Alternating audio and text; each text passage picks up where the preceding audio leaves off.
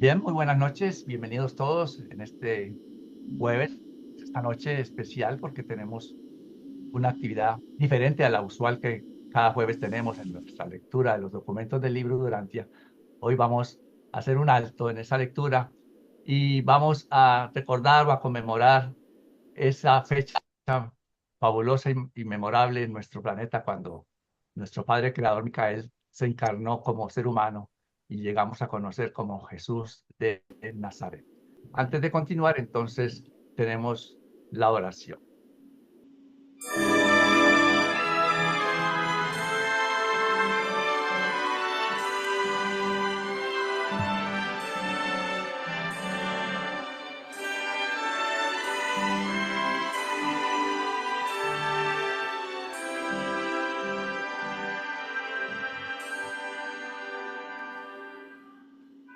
Nuestros ojos y espíritu se elevan hacia ti para darte gracias por la donación de amor y entrega hacia nosotros, los hijos de este planeta, que aunque escondido en la vastedad de tu creación, tuviste a bien escogerlo para revelarnos de primera mano la auténtica identidad de nuestro Padre Celestial. A pesar del tiempo y los innumerables acontecimientos históricos que de muchas maneras han tratado de opacar tu maravillosa estancia en nuestra tierra, nos sentimos infinitamente bendecidos al permitirnos llegar hasta ti a través de esta magnífica revelación que hoy nos une en comunión fraternal, el libro de Urantia. Por todo esto y por la inmensa magnitud de tu bondad amorosa, queremos unirnos al concierto de las voces celestiales que hace más de 2000 años entonaron himnos de gloria y alabanza en tu honor.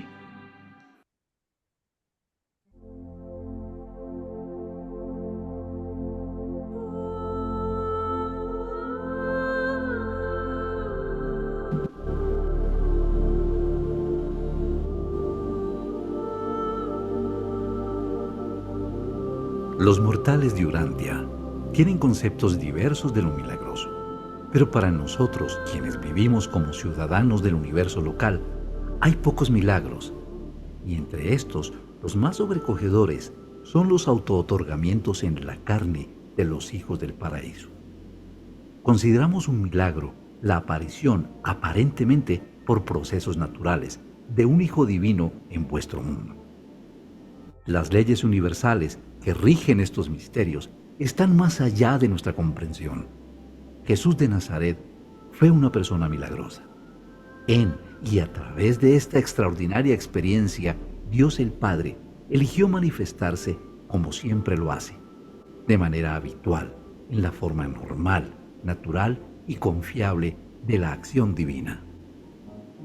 En el mes de marzo del año 8 antes de nuestra era, el mes en que José y María se casaron, César Augusto decretó que todos los habitantes del Imperio Romano debían ser contados, que se realizaría un censo para mejorar el sistema de impuestos. En todo el Imperio Romano, este censo se realizó en el año 8 antes de nuestra era, pero en el reino palestino de Herodes ocurrió un año más tarde, el año 7 antes de nuestra era. José prácticamente prohibió a María que lo acompañara, pero no sirvió de nada. María preparó alimentos para los dos, suficientes para 3 o 4 días, aprontándose para el viaje. Pero antes de partir, ya José se había reconciliado con la idea de que María lo acompañara, y al alba partieron alegremente de Nazaret. María y José eran pobres, y puesto que tenían un solo animal de carga, María, que estaba encinta, cabalgaba el animal con las provisiones, mientras que José caminaba conduciendo a la bestia. Al construir y amoblar la casa, había sido un gasto grande para José, que también tenía que contribuir para mantener a sus padres, puesto que su padre había sido incapacitado poco tiempo antes. Así partió esta pareja judía de su humilde hogar una mañana temprana, el 18 de agosto del año 7 antes de nuestra era, en dirección a Belén. El primer día de viaje los llevó al pie del monte Gilboa, donde acamparon durante la noche junto al río Jordán. Conversaron largamente sobre qué clase de hijo les nacería. José lo veía como un maestro espiritual y María como un Mesías judío, un libertador de la nación hebrea. Bien temprano, a la mañana del siguiente día, 19 de agosto, José y María reanudaron su viaje. Tomaron su almuerzo al pie del monte Sartaba, que domina el valle Jordano, y prosiguieron su viaje, llegando por la noche a Jericó. Muy temprano por la mañana del 20 de agosto, reanudaron su viaje, llegando a Jerusalén antes del mediodía. Allí visitaron el templo y luego siguieron camino hacia su destino, llegando a Belén a media tarde. La posada estaba repleta y José buscó alojarse con parientes lejanos, pero todos los cuartos en Belén estaban totalmente ocupados a capacidad. Al volver al patio de la posada, le informaron que los establos para las caravanas, labrados en los lados de la roca y situados justo por debajo de la hostería, habían sido vaciados y limpiados para alojar viajeros. Habiendo dejado el burro en el patio, José cargó con las bolsas de indumentos y provisiones y descendió con María los escalones de piedra hasta su alojamiento. Se encontraron ubicados en lo que había sido un cuarto frente a los establos y a los pesebres de los animales. Habían colgado cortinas de lona y ellos se consideraron afortunados de haber conseguido un alojamiento tan cómodo. José había pensado salir inmediatamente para registrarse, pero María estaba cansada, se sentía mal y le rogó que permaneciera a su lado, a lo cual él accedió. Durante toda esa noche, María estaba inquieta, de manera que ninguno de los dos durmió mucho.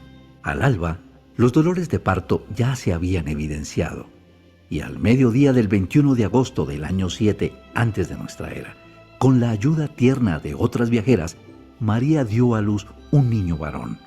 Jesús de Nazaret había nacido en el mundo. Se le envolvió en ropas que María había traído por precaución y se le puso en el pesebre cercano. Así nació el niño promedio, es decir, de la misma manera que todos los niños que antes y desde entonces han llegado al mundo. Y al octavo día de su nacimiento, y de acuerdo con la práctica judía, fue circuncidado y se le llamó formalmente Josué, Jesús.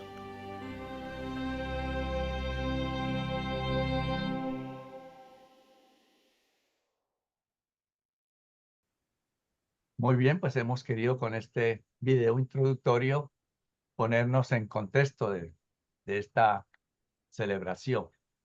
Y vamos ahora entonces a proceder a las reflexiones que algunos de ustedes han preparado. Recuerden que la reflexión es básicamente expresar lo que Jesús de Nazaret significa para nosotros, cómo nos ha impactado, cómo nos ha ayudado, nuestro pensamiento acerca de él, y cada uno es libre pues de expresar ese deseo, ese pensamiento. Entonces, para comenzar, quiero dejarlos con Octavio Siller. Adelante, Octavio. Hermanito, buenas tardes. Gusto en verlos a todos. ¿Qué podemos decir de Jesús? Híjole, es un tema sumamente amplio. Espero resumirlo. Yo quisiera recordar que ahora que es tu cumpleaños, Padre Jesús, que nosotros como conocedores de esta revelación sabemos que tú eres nuestro soberano, eres el soberano del universo local de Nevadón, y que nosotros te conocemos aquí en Urantia como Jesús de Nazaret, y que nos dices la oportunidad de conocerte y sobre todo agradecer que nos elegiste, porque la misma revelación dice que somos la orden más baja de tus criaturas inteligentes evolutivas y como tal del ser humano de dominio material. Entonces, cuando uno se percata de esta situación o de esta situación que nosotros tenemos como urantianos, debemos de estar agradecidos y sobre todo,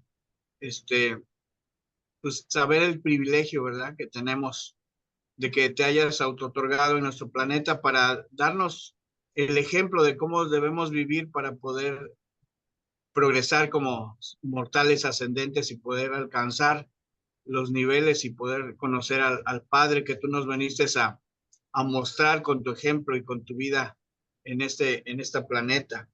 También dice que Urantia es el desordenado y turbulento planeta, y tú le dijiste en forma de mortal adulto, como un niño recién nacido desamparado.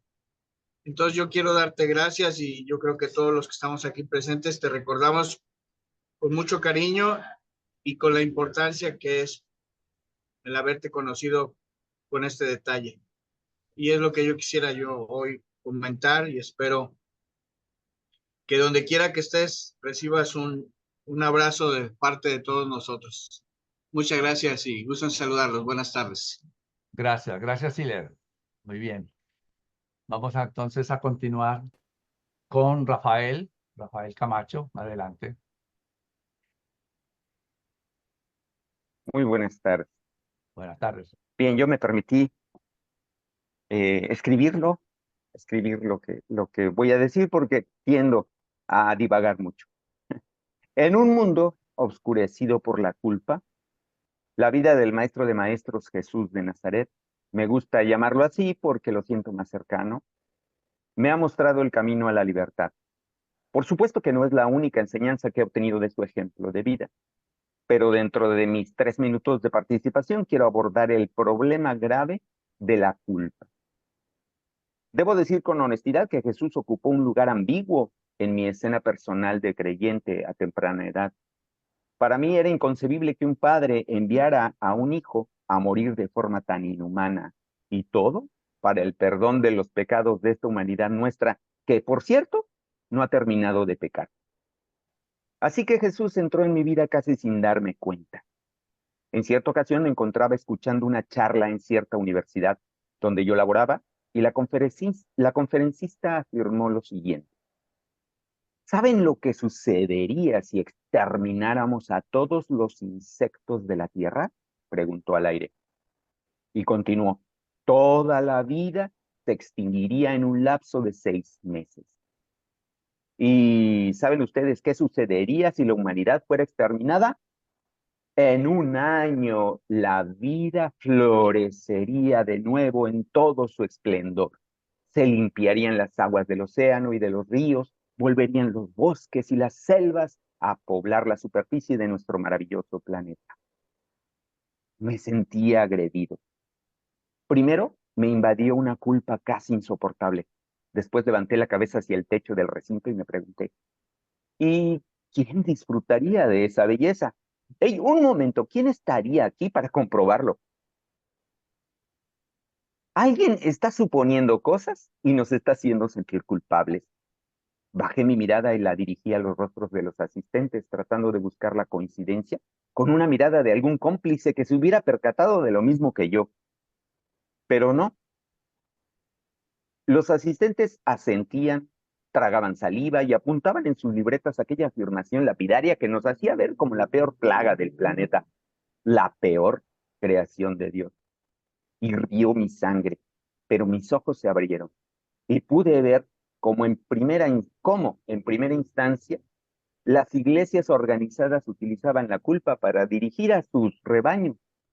Por nuestra culpa murió Jesús, es la idea central. Y de ahí, ¿cómo se deriva la culpa por la matanza? Y de ahí también me di cuenta, ¿cómo se deriva la culpa? Y de ahí me di cuenta cómo se deriva la culpa por la matanza animal para promover el veganismo, por ejemplo. Y cómo Europa está dejándose invadir por extranjeros, principalmente musulmanes y africanos, por la culpa endémica de haber sido colonizadores en tiempos pasados. La otrora poderosa Alemania ha sido reducida a obedecer al poder centralizado, a cerrar sus centrales nucleares en pro de las imprácticas energías mal llamadas limpias y a sufrir el alza de sus niveles de delincuencia por la inmigración desmedida y fomentada por la culpa interna. De hecho, es delito grave demostrar en Alemania orgullo nacional. Al conocer la quinta revelación, entendí que Jesús es tan hijo único de Dios como lo somos cada uno de nosotros. pero guardando distancia a un nivel de conciencia, capacidades y rol en la creación de Dios. En cuanto a su muerte, no fue por culpa nuestra, por lo menos no del ser humano, de ningún ser humano que actualmente pise la tierra. Estoy seguro de que conocía los riesgos al venir y de que en cierto momento en su trayectoria, en este plano existencial, estuvo seguro de su desenlace fatal. La gran lección que Jesús me deja es el ejercicio estoico e impecable de su libre albedrío al aceptar las consecuencias de sus decisiones, escoger nuestro planeta como su séptima donación y de paso terminar con la rebelión de Lucifer. Son los más evidentes de sus acciones. Pero los motivos profundos y trascendentes para nuestra raza eran quedarse entre nosotros y dar testimonio vivo de que la única y más maravillosa forma de agradecer a nuestro Padre el regalo de la existencia es vivir una vida amorosa, impecable, vertical e íntegra, sin importar las adversidades. Porque lo advirtió, en el mundo tendrán aflicción, pero confíen, yo he vencido al mundo. No existe para mí mayor muestra de entrega tanto a su misión de autootorgamiento como en amor hacia la humanidad que la vida y obra sin mancha de nuestro Maestro y Creador Jesús de Nazaret. Gracias, gracias Rafael. Muy bien. Continuamos entonces con Juan Pablo Moya. Adelante, Juan Pablo. Hola, buenas tardes. Buenas noches a Bueno, todos. Bueno, primero gracias por esta oportunidad. Para mí, ¿qué representa Jesús? Para mí, Jesús es mi origen, pues de él provengo. Es mi propósito, pues me quiero parecer a él. Es mi destino, pues a él quiero llegar y junto a él quiero estar. Jesús representa para mí mi sostén, los cimientos de mi existir. Jesús es mi guía, es mi maestro, es un amigo, es un hermano, es mi Padre Creador, pero es el ser más fiel que haya existido. Nunca me ha dejado, nunca me ha abandonado, jamás se va, sino siempre está por ti y para ti. Está a tu lado, y si no está a tu lado en esos momentos difíciles, es porque te lleva en sus brazos. Jesús representa para mí la fe y la esperanza de una vida eterna plena de conocimiento, de sabiduría y de servicio al prójimo. Jesús representa para mí y significa el ejemplo perfecto del pensar, decir y actuar, del equilibrio entre lo material y lo espiritual. Micael de Nevadón, Jesucristo, es el ejemplo perfecto de amor y de servicio.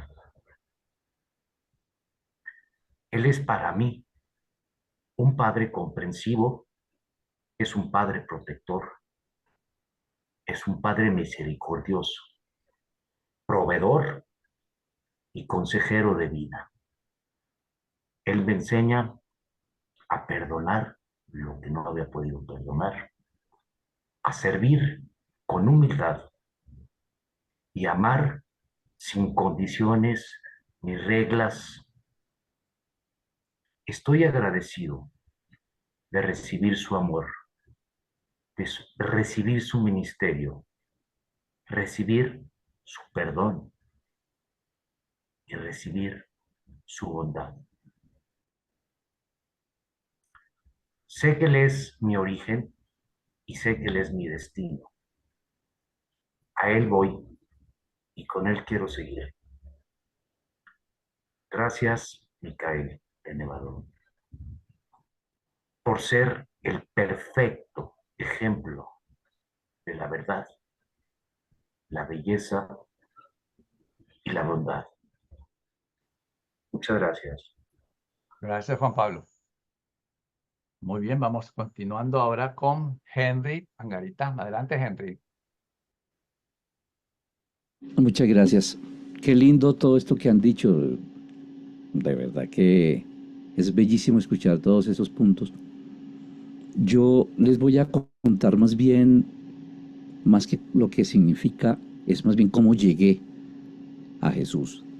En realidad esto empezó desde mi tierna infancia, a los 5 años.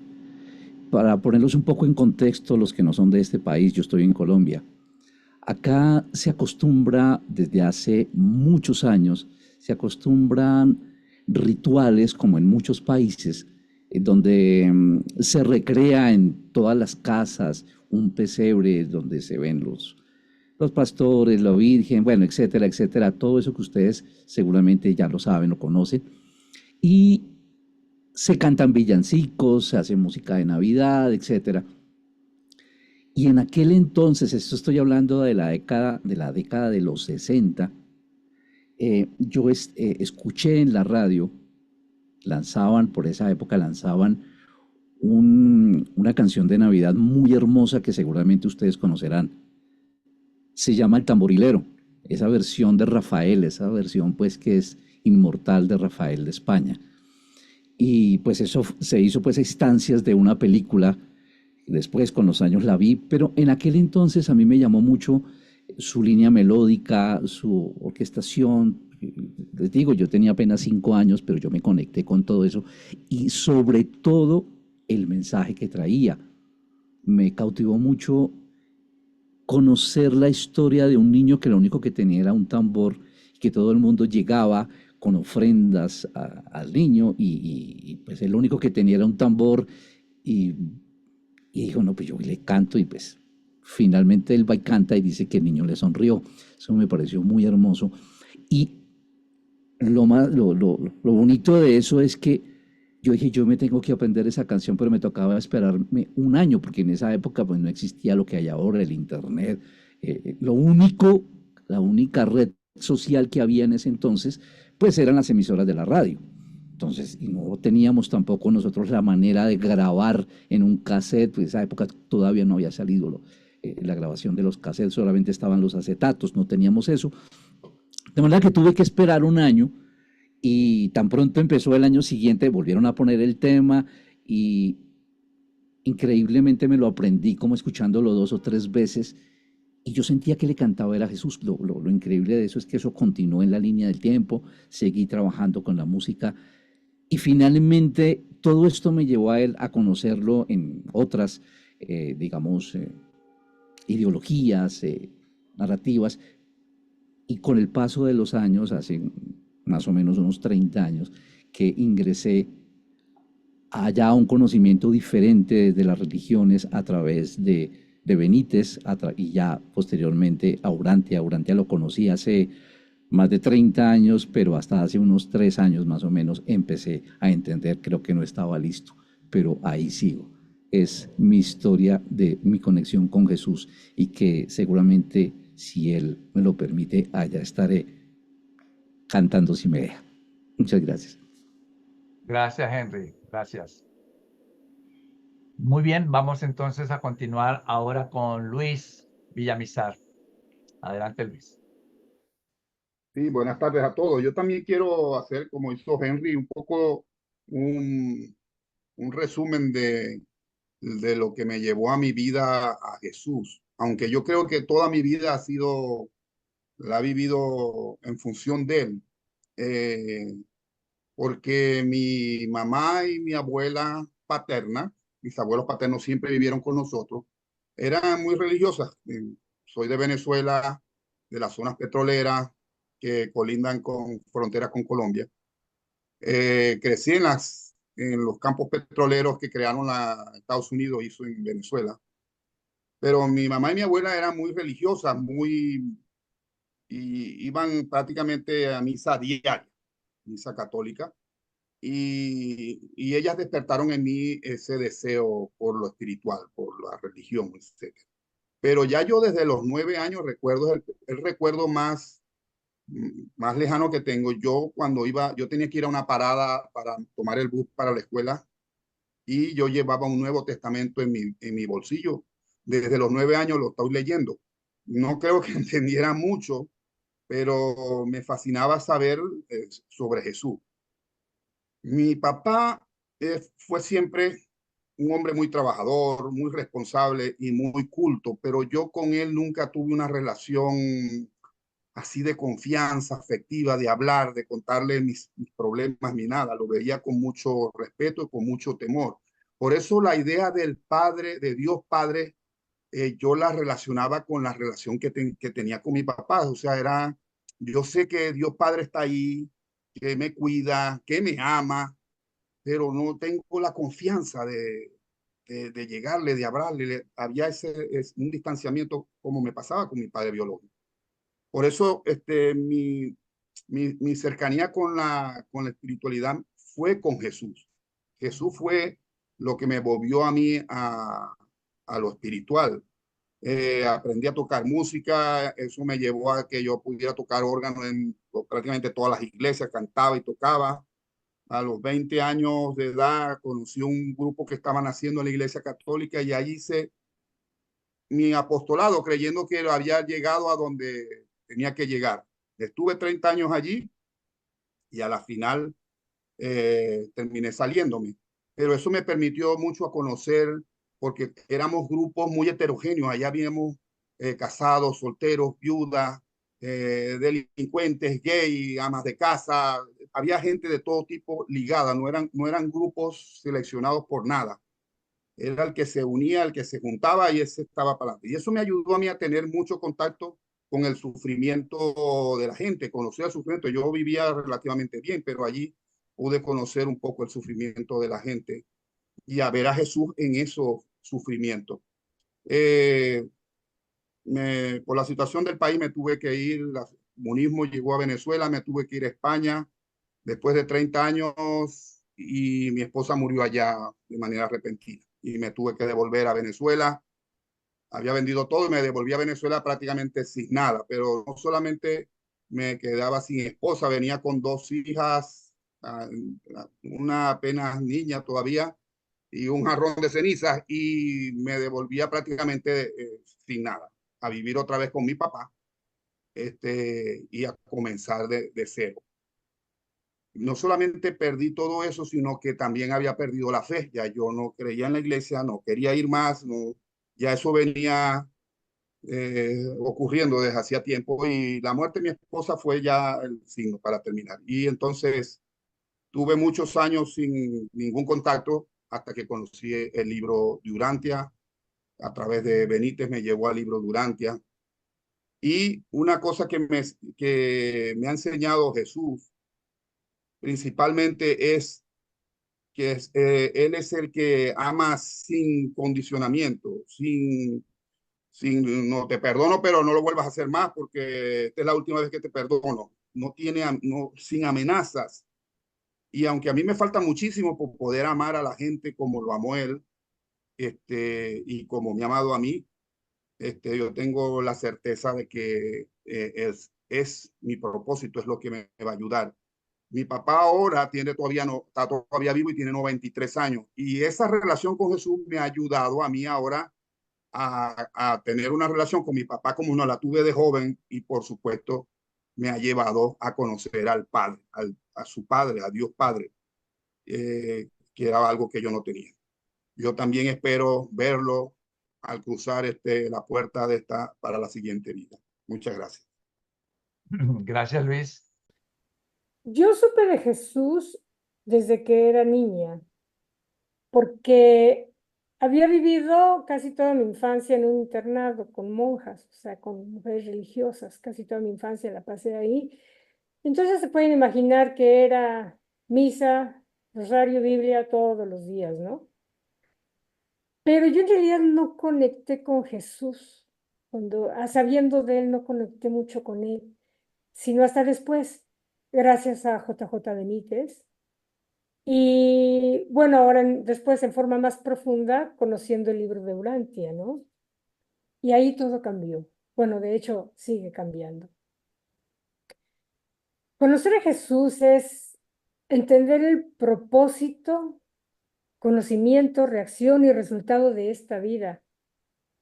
Es, por ejemplo, entender que el amor es la fuerza más poderosa que mueve al mundo, no solamente como energía, sino nada más como poder, como fuerza, que existe y que su origen es nuestro amoroso creador, ¿no? O sea, nuestro amado Padre Universal, con quien ahora, gracias a Jesús, sabemos que la comunicación es personal, la relación es personal y experiencial, que no necesitamos ningún intermediario para hablar con Jesús, digo, con Dios, con nuestro Padre, sino que es directo, es directo.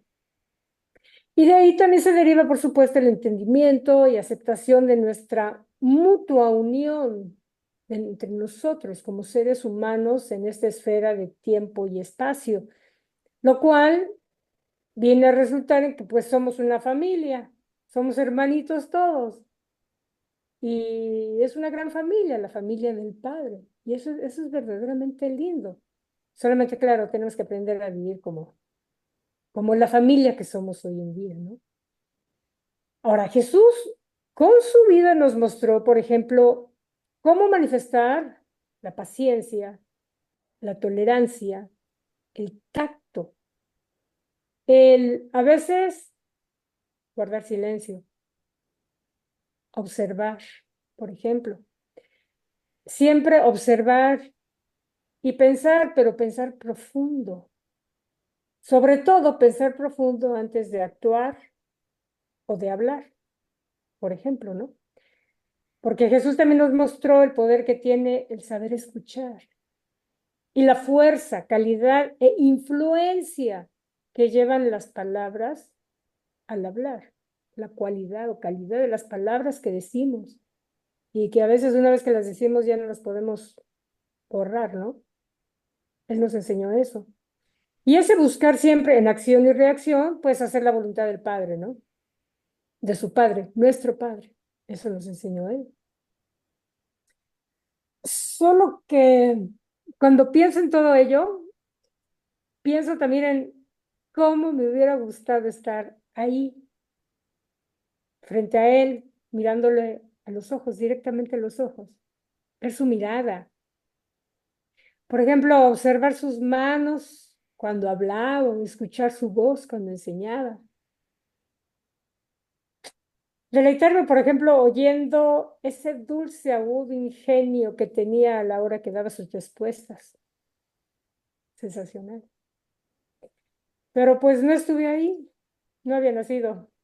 No estuve ahí, entonces pues me lo perdí. Bueno, pero hay una esperanza.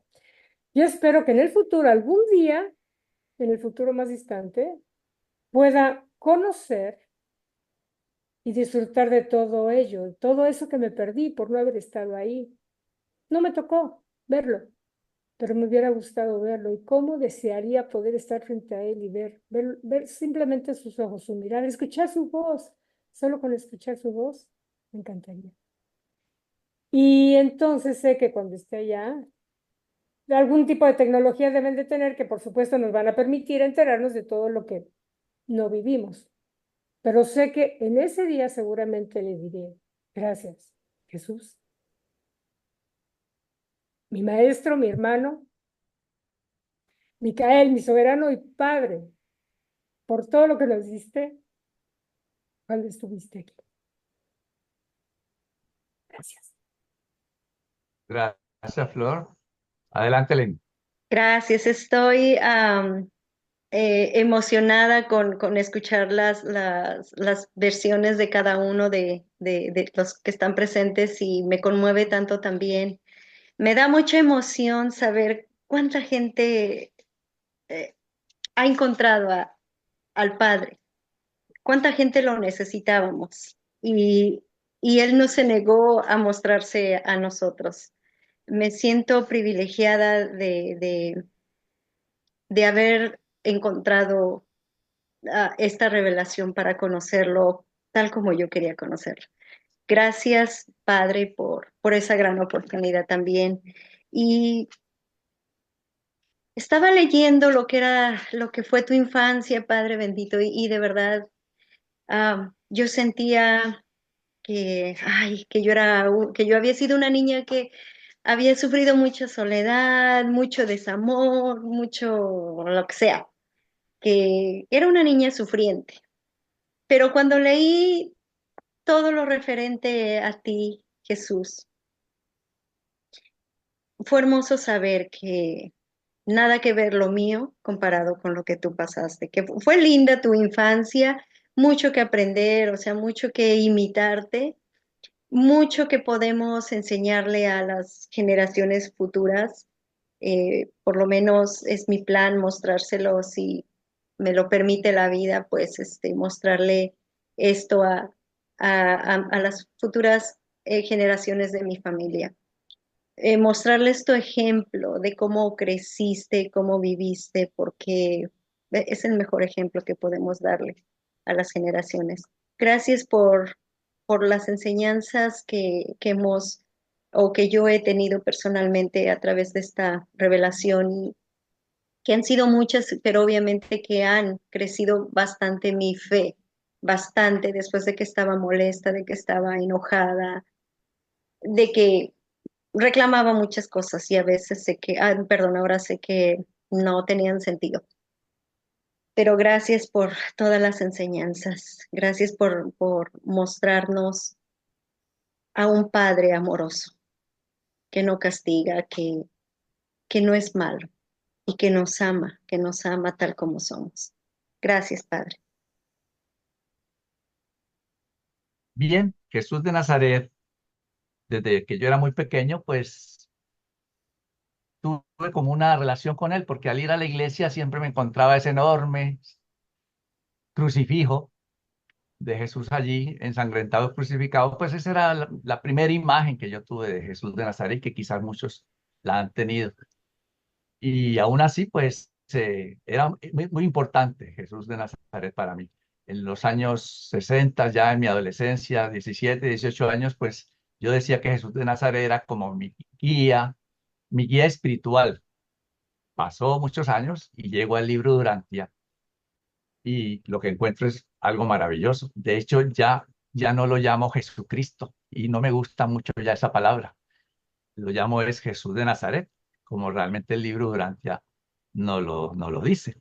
Ya no utilizo llamarlo Jesucristo. Y Jesús de Nazaret, según el libro Durantia, es algo maravilloso, muy diferente a ese ser crucificado que veía yo allí, y algunas enseñanzas no muy claras o tergiversadas que se nos enseñaban, sino que tuvo ya un significado distinto.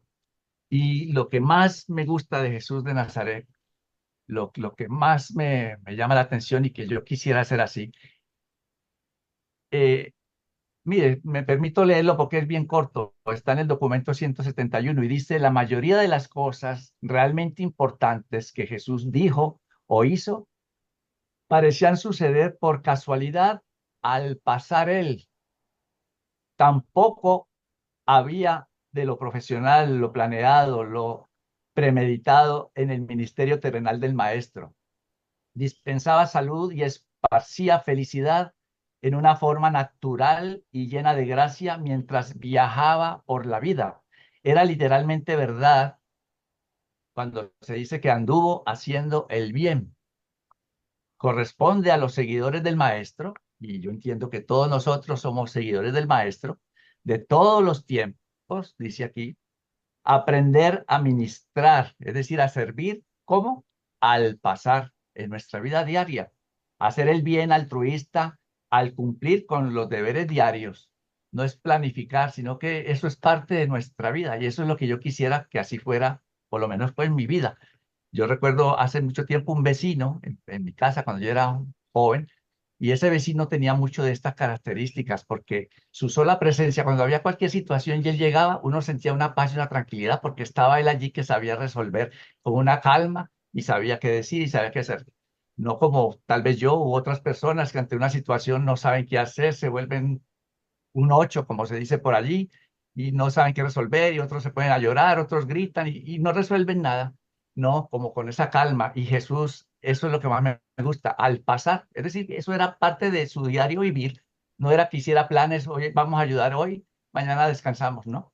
Entonces, esa es la parte de Jesús que yo con la que me quiero siempre quedar y la que me gusta recordar. Esa frase famosa de al pasar. Y cuando ando por allí en mis cosas, yo digo, bueno, yo estoy aquí al pasar, mirando a ver qué puedo hacer, qué puedo ayudar, en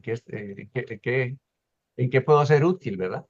Así que con ese pensamiento es que yo quiero siempre pensar en Jesús y que no es el único, desde luego, pues muchísimos hay, muchas más cosas, pero ese me gusta mucho, ese de hacer el bien siempre en la vida diaria al pasar. ¿Ah? Muy bien, entonces ahora tenemos otra reflexión que voy a compartirles enseguida. Mis queridos amigos, muy buenos días. Es para mí un placer estar reunidos con ustedes conmemorando el nacimiento de Josué Ben Josué, conocido por nosotros como Jesús de Nazaret.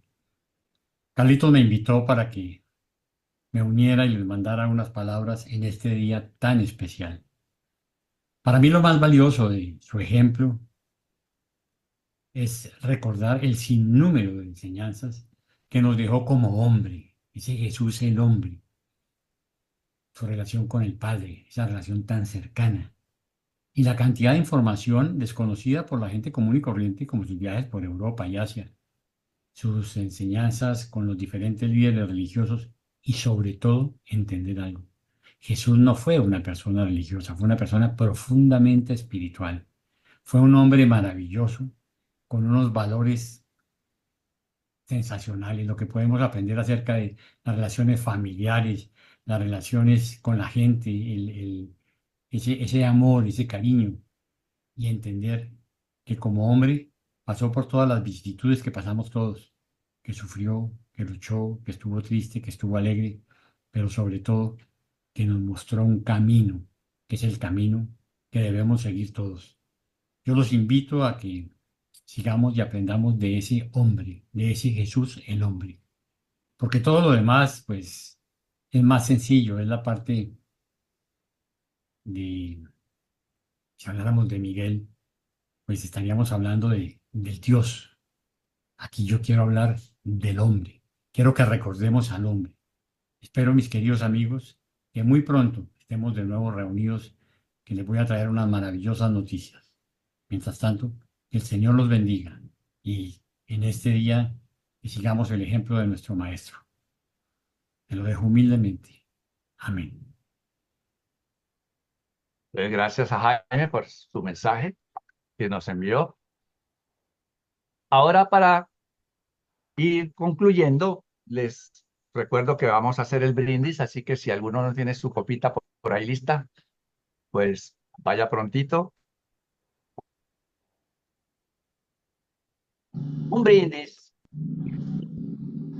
a la memoria del nacimiento de Jesús de Nazaret.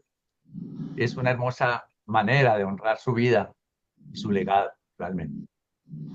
Así que entonces levantamos nuestras copas para que celebremos el nacimiento de Jesús y honremos su vida y enseñanzas que nos dejan una huella imborrable en nuestra vida. Que su mensaje revelado en las páginas de la quinta revelación sea nuestra guía. Que recordemos este nacimiento como el inicio de algo nuevo, no solamente en nuestro planeta, principalmente en nuestras vidas. Que Jesús nazca en nuestros corazones y en nuestras vidas. Que su ejemplo de humildad y servicio nos inspire y nos guíe hacia un camino de paz y bondad. Salud. Salud. Salud por nuestro Maestro. Salud a todos.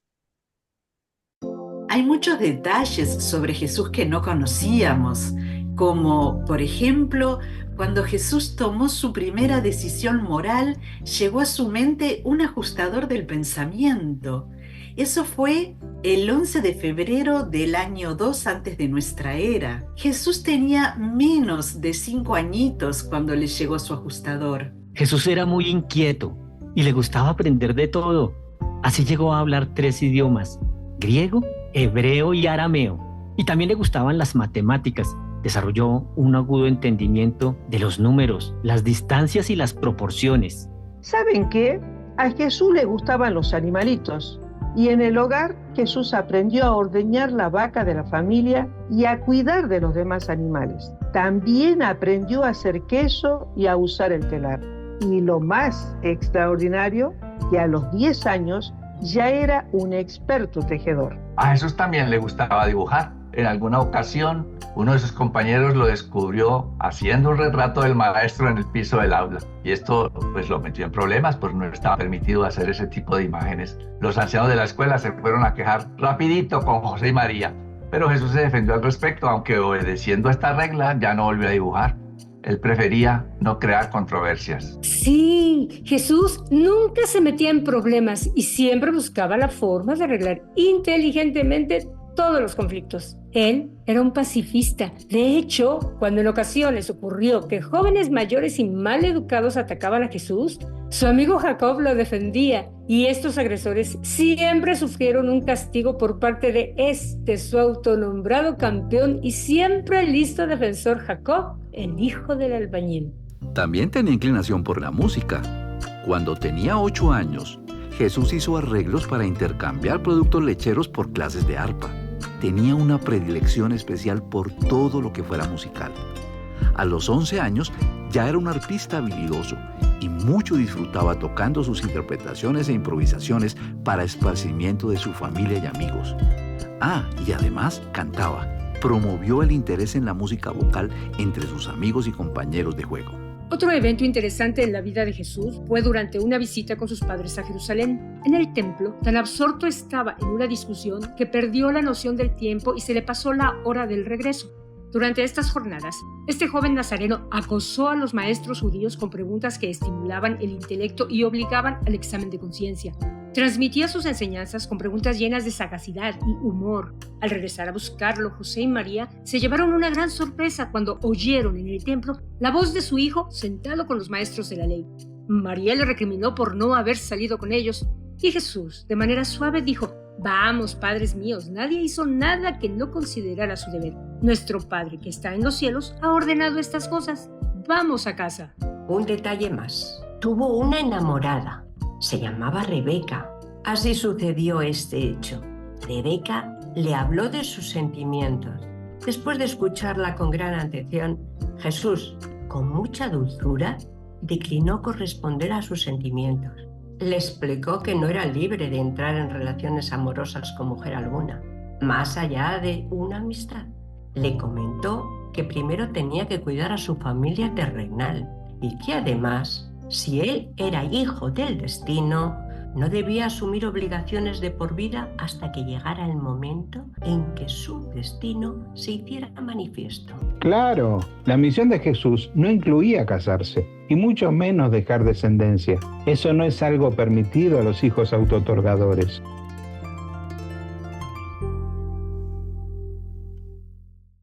Hemos llegado al final de nuestra actividad, muy sencilla, pero con mucho sentimiento. Yo sé que cada uno de ustedes lo ha sentido así.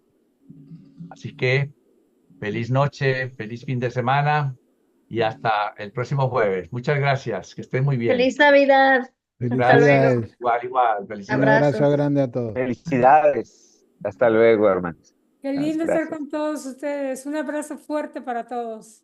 Y para Chao, nosotros. chao. Gracias.